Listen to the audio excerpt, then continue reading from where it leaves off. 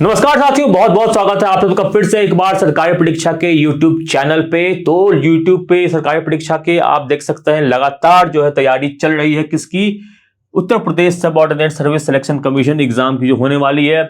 और इसकी तैयारी जो है हर सब्जेक्ट की तैयारी जो क्रैश कोर्स है वो आपको प्रोवाइड किया जा रहा है सरकारी परीक्षा के वेबसाइट पे, सरकारी परीक्षा के YouTube चैनल पे, और वेबसाइट पे भी इसके मॉक टेस्ट प्रोवाइड किए गए हैं। तो आपको क्या करना है, इन क्लासेस को रेगुलरली फॉलो करें और मॉक टेस्ट को टाइम टू टाइम देते रहें, क्योंकि अभी समय बहुत कम है। तो आपको रिवीजन का सबसे अच्छा तरीका है कि मॉक टेस्ट लगाते रहें, और उससे क्या होगा कि आपकी क्वेश्चंस की प्रैक्टिस तो होती रहेगी, आपकी टाइम मैनेजमेंट की प्रैक्टिस भी एक तरह से होती रहेगी। तो कम टाइम है और उसका पूरी तरह से हमें क्या करना है, पूर्ण उपयोग करना है। और इसके अलावा जो इंपॉर्टेंट चीजें वो कि हमें नींद पूरी लेनी है, हमें जो अपनी मानसिक स्थिति है उसको सही रखना है, उसको पॉजिटिव रखना है। तो अब जो जनरल साइंस की यहाँ पे क्लासेस चल रही है, जनरल साइंस में दोस्तों बहुत ही इंपॉर्टेंट टॉपिक क्या है, पोषण और रोग। ठीक है, ये दूसरी क्लास जनरल साइंस की। पहले क्लास कल हमने यहाँ पे डिस्कस किया था, इलेक्ट्रिसिटी के बारे में, वो भी इंपॉर्टेंट था। और एक और बहुत ही ज्यादा इंपॉर्टेंट टॉपिक है ह्यूमन न्यूट्रिशन एंड डिसीजेस, जो हम खाना क्या खाते हैं और किस तरह की बीमारियां हमें होती हैं, इन सब पे जो चर्चा है हम करेंगे बहुत ही ब्रीफ में, एकदम सटीक। जो भी पॉइंट इंपॉर्टेंट है वही पॉइंट हम ज्यादा से ज्यादा इसको यहाँ पे डिस्कस करने की कोशिश करेंगे। और आपको क्या करना है, साथ साथ पढ़ते हुए चलना है, रिवीजन, क्विक रिवीजन के तौर पे इस क्लास को आपको लेना है। ठीक है, तो स्टार्ट करते हैं क्लास को। तो देखो, हम जो खाना खाते हैं उसमें हमें क्या मिलता है, उसमें न्यूट्रिएंट्स मिलता है, उसमें पोषण मिलता है। पोषण का क्या काम होता है, बहुत सारे काम होता है। एक तो काम होता है कि एनर्जी देने का काम होता है, हमें चाहिए ऊर्जा अपने आप को चलाने के लिए, अपने शरीर में जो मेटाबॉलिक एक्टिविटीज हो रही है तरह तरह की, उनको चलाने के लिए हमें चाहिए होता है ऊर्जा। जो ऊर्जा है हमें कहाँ से प्राप्त होती है, ऊर्जा हमें प्राप्त होती है कार्बोहाइड्रेट से और फैट से। ठीक है, तो कार्बोहाइड्रेट जो हमें ऊर्जा प्राप्त होती है वो इंस्टेंट एनर्जी होती है, वो हमें तुरंत क्या होती है, वो तुरंत हम खर्चा कर लेते हैं। बट जो फैट के फॉर्म में एनर्जी वो स्टोर होती है, जैसे कि पेट की वसा के में, पेट में जो होती है वो फैट स्टोर हो जाता है, और भी कई जगहों पे फैट स्टोर होते रहता है। तो फैट एक तरह से वो पोटेंशियल, वो एनर्जी होता है जो हम बचा के रखते हैं अगर हमें ऊर्जा नहीं मिलती है। अगर हमें ऊर्जा नहीं मिल पा रही है तो फैट से जो ऊर्जा होती है वहां से वो मिलती रहती है। ठीक है, तो फैट भी अगर क्या होता है, बहुत ज्यादा जमा हो जाता है तो उससे भी कई सारी बीमारियां होने लगती है। तो फैट भी ऐसा नहीं कि बहुत ज्यादा जमा करके हम अपने पास रख लेते हैं, फैट को हमें क्या करना पड़ता है, नियमित तौर पर खर्च करना पड़ता है। इसीलिए क्या करते हैं, बहुत सारा एक्सरसाइज वगैरह जो होता है वो किया जाता है। उसका उद्देश्य यही रहता है कि फैट को जो है कम करते रहे हम। ठीक है, तो अगर हम बात करें यहाँ पे, तो कार्बोहाइड्रेट हमें कहाँ से प्राप्त होता है, ब्रेड से प्राप्त होता है, राइस से प्राप्त होता है, पोटैटो यानी आलू से प्राप्त होता है, सीरियल से प्राप्त होता है। फैट हमें कहाँ से प्राप्त होता है, मीट से प्राप्त होता है, सीड से, नट्स से प्राप्त होता है, तेल से प्राप्त होता है।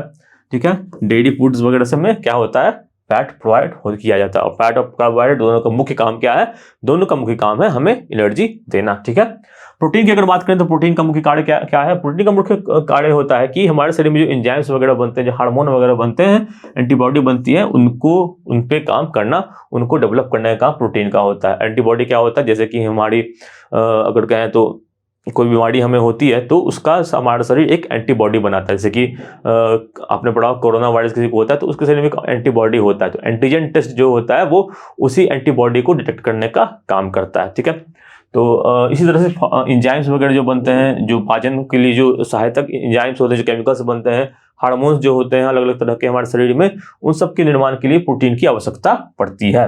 प्रोटीन हमें कहाँ से प्राप्त होता है, प्रोटीन हमें प्राप्त होता है फिश से, मीट से, पोल्ट्री से, बीन्स से, सोयाबीन वगैरह से हमें जो है प्रोटीन प्राप्त होता है। विटामिन का भी काम क्या होता है, विटामिन काम होता है हमारे शरीर में जो मेंटेनेंस हो रहा है कि सही सभी पुर्जे सही से चल रहे हैं कि नहीं, उसको देखने का काम विटामिन करता है। विटामिन हमें वेजिटेबल से, फ्रूट से, मिल्क से, मीट से प्राप्त होता है, ग्रोथ और मेंटेनेंस का इसके काम करता है। इसके अलावा जो रेफ्रिजरेंट्स होते हैं उनका भी हमें इस्तेमाल, हमारे शरीर में उसका भी इस्तेमाल होता है, जो कि हमें ग्रेन्स और पल्स यानी कि दाल वगैरह के फॉर्म में मिलता है, पोटैटोज में मिलता है, वेजिटेबल्स वगैरह में हमें मिलता है। इनका काम क्या होता है, इनका काम, ये न्यूट्रिशन के रूप में काम नहीं करते हैं, बट इनका काम क्या होता है कि हमें जो खाना जो होता है उसको डाइजेशन में हमारी हेल्प करते हैं। ठीक है, तो ये सारे जो चीज़ें हैं बहुत ही इंपॉर्टेंट होती हैं, और इन सब का जो है, इन सब की जो है हमें आवश्यकता पड़ती है। इनमें किसी भी चीज़ की कमी होने लगे तो हमारे अंदर जो होती है एक रोग भी होने लगता है। ठीक है, तो इन सब के बारे में भी चर्चा करेंगे। इसके अलावा जो न्यूट्रिएंट्स के अलावा कुछ हमें मिनरल्स की भी हमें जरूरत पड़ती है। तो क्या क्या मिनरल्स की जरूरत पड़ती है? कैल्शियम की जरूरत पड़ती है, सोडियम की जरूरत पड़ती है, आयोडीन, फॉस्फोरस, इन सभी चीज़ों की हमें हमारे शरीर को जरूरत पड़ती रहती है टाइम टू टाइम। ठीक है, इन सब की का काम क्या है और इन सब का सोर्स क्या है, एक बार इसको आप नजर मार लेंगे, क्योंकि रिवीजन क्लास है। तो आप एक बार सब चीज़ें जो भी टेबुलर फॉर्म में सारी चीज़ें प्रोवाइड की गई हैं, तो जो भी टेबुलर चीज़ें फॉर्म में प्रोवाइड की गई हैं आपके लिए इंपॉर्टेंट एक नोट्स के रूप में काम करेंगी। आप एकदम क्विक रिवीजन कर सकते हैं और जो पॉइंट है आपके एग्जाम के लिए इंपॉर्टेंट है वो आप यूज कर सकते हैं। ठीक है, कौन सी चीज कहां से प्राप्त की जाती है। ठीक है, आगे बढ़ते हैं। तो आगे माइक्रोन्यूट्रिएंट्स और मैक्रोन्यूट्रिएंट्स पे हम चर्चा करने वाले हैं कि माइक्रोन्यूट्रिएंट्स और मैक्रोन्यूट्रिएंट्स होता क्या है।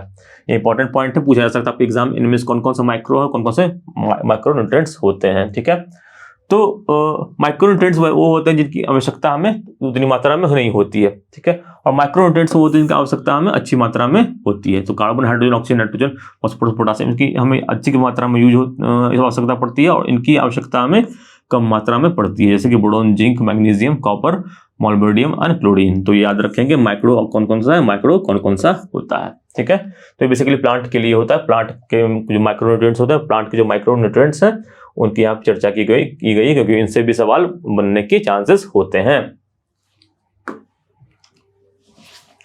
एक इंपॉर्टेंट जो टॉपिक होता है कि विटामिन जो हमारे शरीर में होते हैं कितने तरह से होते हैं और क्या वो वाटर सॉल्युबल होते हैं, क्या फैट सॉल्युबल होते हैं और उनका साइंटिफिक नेम क्या होता है। तो आपको इस टेबल से देखने को मिल सकता है। विटामिन ए क्या होता है? फैट सॉल्युबल होता है, इसका नाम होता है retinol. Vitamin B1 water soluble होता है, इसका नाम होता है थियामीन। इसी तरह से जो बाकी के विटामिन है और उनका नाम क्या है, ये वाटर सॉल्युबल है या फैट सॉल्युबल, ये आपको पता होना चाहिए।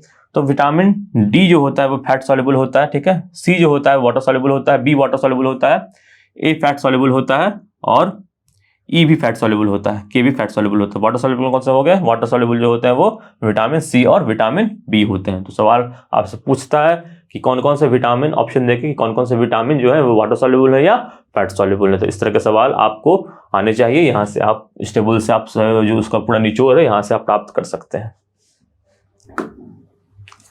अब आता है कि विटामिन का सोर्स क्या होता है, विटामिन की कमी से कौन सी बीमारियां होती हैं। तो ठीक है, विटामिन ए की कमी से आप देख सकते हो क्या होता है कि हमारे आंखों का जो विटामिन ए का काम क्या होता है कि हमारे आंखों की रोशनी को तेज करने का काम होता है। तो विटामिन ए की कमी अगर हो जाती है तो नाइट ब्लाइंडनेस का ये कारण हो सकता है। सबसे इंपॉर्टेंट इसमें से क्या है? Night blindness. इसके अलावा हाइपरकेटोसिस, केट्रोमालेसिया, ये जो बीमारियां ये भी विटामिन ए की कमी से होती हैं। विटामिन बी की कमी से बड़ी होती है। इसमें क्या होता है कि हमारे जॉइंट्स है उसमें तकलीफ होने लगती है। ठीक है, विटामिन सी की कमी से स्कर्वी होता है। और विटामिन सी हमें कहाँ से प्राप्त होता है? विटामिन सी में प्लांट होता है इस चेस्टनट से, और इस आई थिंक थोड़ा सा गलत लिखा गया इसमें। विटामिन सी में प्राप्त होता है दोस्तों खट्टे फलों से। कहाँ से प्राप्त होता है? खट्टे फलों से। ठीक है, इसमें क्या होता है? विटामिन सी में स्कॉर्बिक एसिड होता है, याद रखेंगे, स्कॉर्बिक एसिड होता है। ठीक है, और ये प्राप्त होता है हमें खट्टे फलों से। ठीक है, इसको जैसे कि ऑरेंज से प्राप्त होता है, नारंगी से प्राप्त होता है, नींबू से प्राप्त होता है। इन चीज़ों से हमें क्या होता है कि विटामिन सी प्राप्त होता है। ठीक है, और विटामिन सी की कमी से हमें स्कर्वी होता है। विटामिन डी की कमी से हमें क्या होता है? हमें रिकेट्स होने लगता है। ठीक है, विटामिन ई की कमी से हमें हार्ट की प्रॉब्लम्स होने लगते हैं। और विटामिन के की कमी से हमें हेमोमोर्फिस होने लगता है। विटामिन के क्या काम करता है? ब्लड क्लॉटिंग का काम करता है। तो ये भी सवाल पूछा जा सकता है कि विटामिन के काम क्या होता है? तो ब्लड क्लॉटिंग का काम होता है। ठीक है, आगे बढ़ेंगे दोस्तों। तो अन्य जो चीजें होती हैं हमारे शरीर में, जो पोषक तत्व होते हैं, उनकी कमी से क्या क्या बीमारियां होती हैं वो यहाँ पे दिया हुआ है। जैसे कैल्शियम की कमी से ब्रिटल बोन्स, यानी कि जो हमारी हड्डियां होती है वो कमजोर हो जाती हैं। फॉस्फोरस की कमी से हमारे दांतों में इशू होता है। आयरन की कमी से हमें एनीमिया हो जाता है। ठीक है, आयरन की कमी से एनीमिया हो जाता है, इंपॉर्टेंट है, क्योंकि आयरन क्या क्या करता है कि आयरन इससे ही जो होता है हमारे बॉडी में रेड ब्लड सेल्स का निर्माण होता है। रेड ब्लड सेल्स की अगर कमी हो जाए हमारे शरीर में तो ऑक्सीजन की सही सप्लाई नहीं हो पाती है, और इससे क्या होता है कि कई सारे कॉम्प्लिकेशन हमारे शरीर में होने लगते हैं।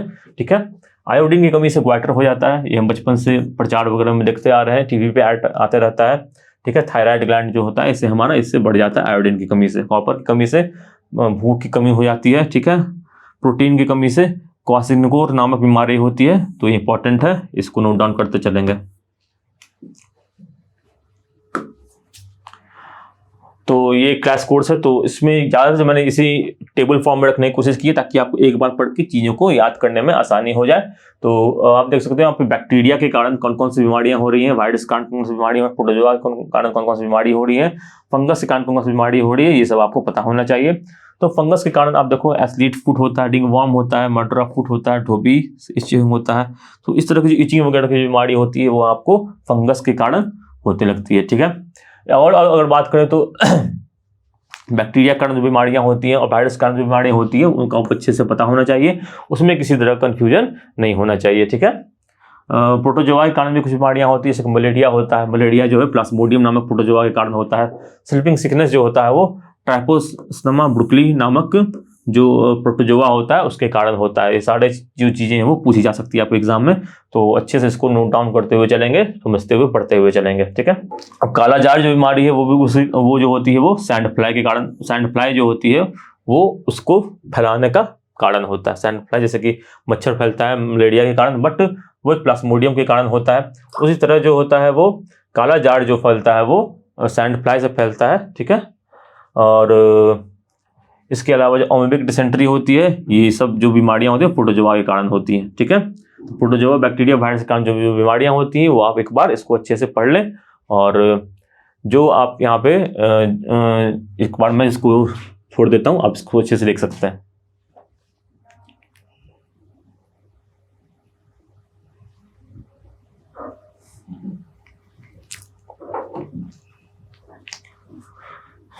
तो अब बढ़ते हैं आगे। तो यहाँ पे कुछ जो बीमारियां वो बैक्टीरिया से हो रही है, कौन से बैक्टीरिया से हो रही हैं वो भी एग्जाम में पूछा जा सकता है, तो इसको भी अच्छे से देख लेंगे। वुपिंग कफ जो होता है वो बोर्डेट्रा परसिस्टिस के कारण होता है, ठीक है। ट्यूबरकुलोसिस के कारण होता है, माइक्रोबैक्टीरियम ट्यूबरकुलोसिस के कारण होता है, ठीक है। तो ये याद करना तो बहुत ही आसान, ट्यूबरकुलोसिस यहाँ भी है, यहाँ भी है, इसमें तो गलतियां नहीं होनी चाहिए। टेटनस का भी आप देखो तो क्लोस्ट्रीडियम टेटनी, तो ये भी जो बैक्टीरिया का नाम है यहाँ पे दिया हुआ रहता है, उसके नाम में उसके जो रोग उससे कारण हो रहा है वो भी छुपा हुआ है। टाइफाइड फीवर में भी सेम बात है, सैल्मोनेला टिफी, यहाँ पे आपको इसका नाम पता होना चाहिए, ठीक है। क्लोरा का भी बहुत ही आसान है, वाइब्रोक्लोरिया नाम होता है इसका, ठीक है। बैक्टीरियल डिसेंट्री का सिंगुला डिसेंट्रियास नाम होता है। बैक्टीरियल फूड पॉइजनिंग का किसी कारण होता है, साल्मोनेला सैपिस के कारण होता है, ठीक है। आगे बढ़ेंगे। ये कुछ वायरस के नाम है और उनके जो होने वाले जो वायरस जिससे कारण होता है उसका नाम दिया हुआ है। येलो फीवर, जिका डिजीज, जिका वाइलोडिला वायरस के कारण होता है जिका डिजीज। एबोला के कारण होता है, एबोला वायरस के कारण होता है। German measles, rubella, rubella virus के कारण होता है, याद रखेंगे जर्मन मिजिल्स किसको कहा जाता है, इस तरह से सवाल बन सकता है यहाँ पे। तो अब कुछ सवाल हम बना लेते हैं यहाँ पे अपने, ये कुछ सवाल यहाँ पे दिए हैं वो सारे जो सवाल है वो पिछले किसी न किसी एग्जाम में आए हुए हैं, और ये सवाल भी जो है इससे जुड़े हुए सवाल भी आपके एग्जाम में आने के बहुत ज़्यादा चांसेस हैं। ये टॉपिक तो बहुत इंपॉर्टेंट, इस टॉपिक से एक सवाल तो आपको ज़रूर देखने को मिलेगा। तो मेरा मुख्य लक्ष्य यहाँ पे ये है कि वो जो सवाल है आप कंप्लीट कर पाएँ। इस क्लास का मेन उद्देश्य है कि एक दो सवाल जो भी आपको इस टॉपिक से देखने को मिलेंगे वो आप अच्छे से सॉल्व कर ले। तो 5 नंबर का साइंस आता है और 5 नंबर के साइंस में 1 से 2 सवाल आप यहाँ से इस जो टॉपिक है यहाँ से एक्सपेक्ट कर सकते हैं, ठीक है। तो पहला सवाल आता है, कार्डियोजेनिक केमिकल कॉजेस, कर्कट जनक रसायन से क्या होता है। तो कर्कट रोग यहाँ पे आ गया, तो आप यहाँ सीधा सीधी ऑप्शन क्वेश्चन देख के मार्क कर सकते हैं कि कर्कट रोग जो होता है वो कैंसर के कारण होता है। ऑप्शन नंबर सी कैंसर जो होगा उसका सही उत्तर होगा।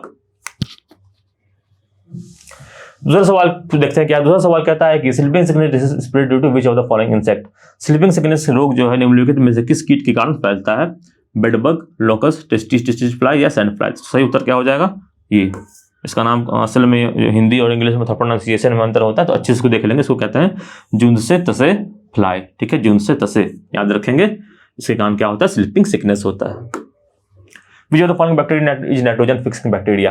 जो बैक्टीरिया और वायरस हमने देखा कि यह रोग फैलाते हैं, बट कुछ बैक्टीरिया और वायरस जो होता है वो हमारे लिए अच्छे भी होते हैं, ये हमारे मित्र की तरह काम करते हैं। जैसे कि नाइट्रोजन फिक्सेशन, मतलब कि जो एटमॉस्फेरिक नाइट्रोजन है उसको फिक्स करेंगे तो वो प्लांट के इस इस्तेमाल के लिए फिर यूज हो पाएगा, ठीक है। तो ये काम जो होता है वो राइजोबिलियम नामक जो बैक्टीरिया है उसके कारण होता है। राइजोबिलियम बैक्टीरिया को अच्छे से याद रखेंगे। सैल्मोनेला, राइजोबियम, इकोली, स्यूडोमोनास नास, तो ये सारे जो है इंपॉर्टेंट है, देख लेते हैं क्या क्या इंपॉर्टेंस है सबका। इंपॉर्टेंस का मतलब ये होता है कि एग्जाम फॉर्म ऑफ व्यू से इंपॉर्टेंट है, ऐसे इंपॉर्टेंट नहीं, ऐसे तो कुछ बीमारी फैलाने वाले भी हैं, ठीक है। तो सैलोमेला है, ये बैक्टीरियल डिजीज कॉज करता है, राइजोबियम अभी हमने पढ़ा नाइट्रोजन फिक्सेशन में काम करता है। ई कोली एक ऐसा बैक्टीरिया जो कि हमारे इंटेस्टाइन में पाया जाता है, तो ये एक्चुअली में उतना खराब नहीं होता है। स्यूडोमोनास जो होता है इसके कारण भी इन्फेक्शन होता है, ठीक है। तो ई कोली और राइजोबियम जो है यहाँ पे बहुत ही इंपॉर्टेंट है, इसका काम क्या है आपको पता होना चाहिए, यहाँ सवाल बन सकता है। अगले सवाल पे आता है, क्वेश्चन संख्या 4 कहता है कि what is the best source of getting protein. Protein प्राप्त करने का सबसे अच्छा सोर्स कौन सा है? तो मिल्क, कर्ड, सोयाबीन या ग्रीन वेजिटेबल। प्रोटीन प्राप्त करने का सबसे अच्छा सोर्स कौन सा है? दूध, दही, सोयाबीन या हरी सब्जियां। प्रोटीन सब में होता है, बट सबसे अच्छा सोर्स की अगर बात करें तो वो सोयाबीन होता है। सोयाबीन में जो है प्रोटीन पाया जाता है। Milk is deficient in which of the following vitamin. Milk, दूध में निम्न में से किस विटामिन की कमी होती है? दूध में से इनमें से कौन से विटामिन जो होता है वो दूध में नहीं पाया जाता है? तो सही उत्तर क्या हो जाएगा? विटामिन सी, ठीक है। अगर सवाल इस तरह से पूछा जा सकता है कि दूध को बैलेंस डाइट क्यों नहीं कहा जाता है? क्यों? क्योंकि इसमें विटामिन सी की कमी होती है, ठीक है। अगला सवाल, new born babies pulse rate पर मिनट इज। जो नवजात शिशु होता है उसके पल्स रेट कितना होना चाहिए, ठीक है। तो पल्स रेट का सही उत्तर क्या होगा? सही उत्तर होगा ऑप्शन नंबर सी, 110 से 150, ठीक है। 110 से 150 जो होगा इसका सही उत्तर होगा। अब आगे बढ़ते हैं। प्रश्न संख्या 7 कहता है कि which of the following factor is necessary for a healthy person. एक हेल्दी पर्सन के लिए इनमें से क्या आवश्यक है? वैक्सीनेशन, टीकाकरण आवश्यक है, संतुलित आहार आवश्यक है, व्यक्तिगत हाइजीन, पर्सनल स्वच्छता भी आवश्यक है। तो सब आवश्यक है, ऑल द अबव। इनमें से सारी चीजें जो है वो क्या है? आवश्यक है। तो एक कॉमन सेंस से संबंधित ये सवाल है, तो ऐसे सवाल अगर आते हैं तो आपसे गलती नहीं होनी चाहिए, ठीक है। क्योंकि ऐसे सवाल छोड़ेंगे तो हमारा एक नंबर बहुत ही जो होता है, सबको एक नंबर जो आ रहा है वो आपको नहीं आ पा रहा है। तो ऐसे गलतियां जो है हमें अवॉइड करनी है, ठीक है। आगे बढ़ते हैं। प्रश्न संख्या 8 कहता है कि the milk, cheese, yogurt group are important for strong bones, teeth, muscles and all. दूध, पनीर और दही समूह डैश के लिए महत्वपूर्ण है, मजबूत हड्डियां, दांत, मांसपेशियां सभी। यानी कि दूध के जो उत्पाद है वो कभी किसके लिए आवश्यक है? तो इन सभी के लिए आवश्यक होते हैं, ठीक है। अगला सवाल कहता है कि which of the following has the highest calorific value. इसमें से सबसे अधिक जो होता है उसमें मान किसका होता है? कार्बोहाइड्रेट, फैट, प्रोटीन या विटामिन, ठीक है। तो देखो, जब हमें इंस्टेंट एनर्जी की आवश्यकता पड़ती है, जब तुरंत बहुत ज्यादा एनर्जी चाहिए होता है तो हम कार्बोहाइड्रेट लेते हैं। बट अगर हम बात करें कैलोरिफिक वैल्यू किसकी होती है, तो वो होता है फैट। जो वसा होती है ना, वो उसमें कैलोरिफिक वैल्यू अधिक होती है, वो अधिक ऊर्जा जो होता है वो उत्पन्न कर सकता है। अधिक ऊर्जा मतलब जैसे कि सपोज करें कि ये फैट है और ये कार्बोहाइड्रेट है, इससे हमें तुरंत ऊर्जा मिले। लेकिन अगर हम दोनों को जलाते हैं तो जो सेम अमाउंट में सेम मास अगर दोनों का है तो सबसे ज्यादा जो ऊर्जा उत्पन्न होगी वो फैट के कारण होगी, ठीक है। तो फैट से ज्यादा कैलोरिफिक वैल्यू होती है, हमें पता होना चाहिए। आगे बढ़ते हैं दोस्तों। अगला सवाल संख्या 10 कहता है कि which of the following vitamin is called water soluble. अभी हमने इसकी चर्चा की थी। विटामिन ए, डी, सी या के, इनमें से वाटर सॉल्युबल कौन सा होता है? विटामिन ए, डी और के जो होते हैं वो फैट सॉल्युबल होते हैं, और विटामिन सी जो होता है वो वाटर सॉल्युबल होता है। इसके अलावा विटामिन बी जो होता है वो वाटर सॉल्युबल होता है। ध्यान रखेंगे इन चीजों को। आगे बढ़ते हैं। अगला सवाल कहता है कि this mineral essential for healthy red blood cells and deficient might cause anaemia. इसकी भी चर्चा हम कर चुके हैं। मैग्नीशियम, आयरन, पोटासियम या नन ऑफ द अबव। तो लाल रक्त कोशिकाओं के लिए यह खनिज आवश्यक है और इसकी कमी से एनीमिया हो सकता है। ऑप्शन है मैग्नीशियम, लोहा, पोटासियम या इनमें से कोई नहीं। सही उत्तर क्या हो जाएगा? सही उत्तर हो जाएगा आयरन। यानी कि आयरन की कमी से क्या होता है कि जो हमें एनीमिया की शिकायत होती है, इससे क्या होता है कि हेमोग्लोबिन का निर्माण में कमी आ जाती है, रेड ब्लड सेल्स इफेक्ट होता है, और इससे हमारे शरीर में जो ऑक्सीजन का संचार है वो उसमें जो होता है वो फर्क पड़ जाता है। तो आयरन की जो है आवश्यकता हमारे शरीर को पड़ती है और आयरन की कमी से एनीमिया हो जाता है। ध्यान देंगे। आगे बढ़ते हैं। क्वेश्चन संख्या 11 कहता है कि this mineral essential for healthy red blood cells and deficiency might cause anaemia, ठीक है। तो सेम सवाल यहाँ पे भी आ गया है। अगला सवाल पे आते हैं। कहता है कि from which following point where the one which is correctly match. इनमें से सही मैच कौन सा है? Option number A tuberculosis ATS, B tetanus BCG, C malaria chloroquine या स्कर्वी थाइनामीन। तो देखो इसको सही उत्तर क्या हो जाएगा? सही उत्तर हो जाएगा option number C, malaria chloroquine. ऐसा क्यों? क्योंकि क्लोरोक्वीन जो होता है वो मलेरिया का एक इलाज होता है। ध्यान देंगे, क्लोरोक्वीन क्या होता है? मलेरिया का इलाज होता है। बाकी इन सब में से कोई संबंध नहीं है। ट्यूबरकुलोसिस के लिए जो होता है यूज होता है बीसीजी वैक्सीन, और टेटनस के लिए यूज होता है एटीएस वैक्सीन। ठीक है, स्कर्वी विटामिन सी की कमी से होता है, थायनामिन जो होता है विटामिन बी के कमी से होता है। ठीक है, यहां पे दिया हुआ है। तो आप देख सकते हैं ट्यूबरकुलोसिस, टेटनस, मलेरिया, क्लोरोक्विन का सही उत्तर था।